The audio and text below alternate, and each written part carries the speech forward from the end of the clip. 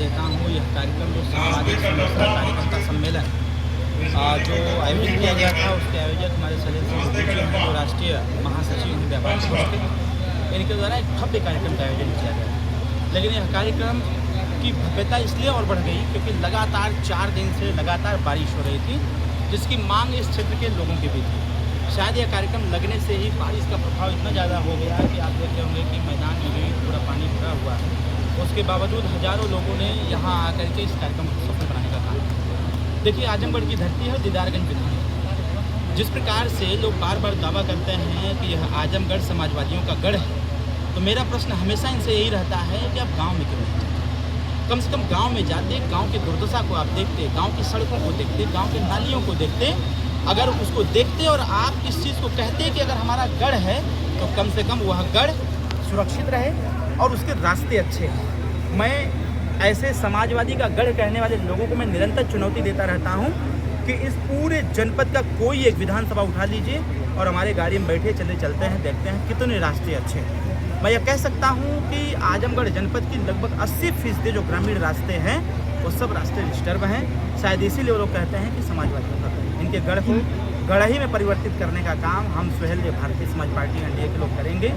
और उसी प्रकार जिस प्रकार से आज एक विश्वकर्मा सम्मेलन आपके फूलपुर विधानसभा में आयोजित था और इधर सामाजिक समरसता कार्यकर्ता सम्मेलन आयोजित था, इसी कार्यक्रम को सर इनको जिताने में कहीं न कहीं आपका भी योगदान था। स्वाभाविक तौर पर है। देखिए, जब उस समय गठबंधन था तो हमारी जिम्मेदारी थी, लेकिन जिम्मेदारी सिर्फ जिताने तक की नहीं थी। जिम्मेदारी यहाँ तक थी कि अगर क्षेत्र का कोई विधायक हम लोगों के सहयोग और आशीर्वाद से जीतता है तो जनता के प्रति उसकी जवाबदेही भी हो। लेकिन जनता को जिस प्रकार से इन लोगों ने नकारने का काम किया और जनता की आंख में धूल झोंकने का काम किया, उसी का दुष्परिणाम यह है कि इस बार जनता जान चुकी है और जाग चुकी है कि सुहेल देव भारतीय समाज पार्टी का कैंडिडेट आएगा, यहाँ से विधायक बनेगा और माननीय नेताजी के नेतृत्व में और माननीय सीएम साहब के नेतृत्व में इसका विकास। जिस हिसाब से शैलेंद्र सिंह गुप्ता जी मेहनत कर रहे हैं, क्या लग रहा है, क्या देखने को मिलेगा? देखिए, हमारे इस बार आने वाले समय में पार्टी के पदाधिकारी ही चुनाव लड़ेंगे, कोई बाहरी प्रत्याशी नहीं लड़ेगा। और हमारे यहाँ कोऑर्डिनेटर सह कोऑर्डिनेटर बनाए गए हैं। आने वाले समयों में उन्हीं लोगों में से चयन करके हम विधानसभा का टिकट देने का कार्य करेंगे, जिससे कि हमारा कार्यकर्ता चुनाव जीतेगा तो दल। सर, अभी आपने अपने संबोधन में कहा कि विपक्ष द्वारा जो है मुद्दे की बात क्या मतलब सोनम वांगचुक जो सब कुछ ढंग से करने क्या ये मुद्दा नहीं है? नहीं, 100% मुद्दा है। मुद्दे देखिए, दिल्ली के जंतर मंतर पर हो रहे धरने पर हमारा कोई टिप्पणी नहीं, हमारा समर्थन भी है। एक युवा होने के नाते और पढ़ा लिखा युवा होने के नाते यह जिस मुद्दे पर धरना प्रदर्शन किया जा रहा है मैं उसका समर्थन भी कर रहा हूँ, मैं उसको डिनाई नहीं कर रहा हूँ। पेपर लीक का मामला था और लगातार जो पूर्व की सरकारों में इस चीज़ को बढ़ चढ़ के लोगों ने हिस्सा लेने का काम किया। जिन लोगों ने इस प्रकार की स्थिति को उत्पन्न किया, वैसे लोग इस सरकार में नहीं रहते। जो लोग भी बचे हैं वो बच्चों के भविष्य का खिलवाड़ कर रहे थे।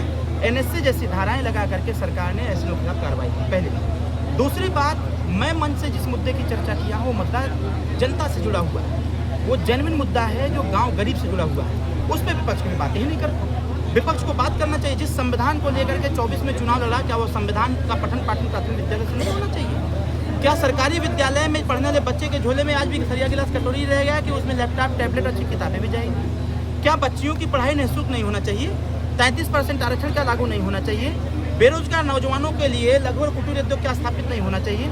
इन सब मुद्दे जो जेन्युइन मुद्दे हैं, सत्ता का आईना हमेशा विपक्ष होता है और मेरा मानना यह है कि विपक्ष सत्ता के सामने घुटना टेक दिया है और यही सत्य भी है। यहाँ पे एक माननीय सांसद जी हैं, उनके ऊपर जमीन कब्जाने का आरोप लगा हुआ है, उसको आप किस रूप में देखते हैं? आपकी सरकार किस रूप में देखती है? जांच पड़ताल चालू हो गई है, प्रकाश में आया है, कुछ महिलाओं ने उसका जिक्र किया है।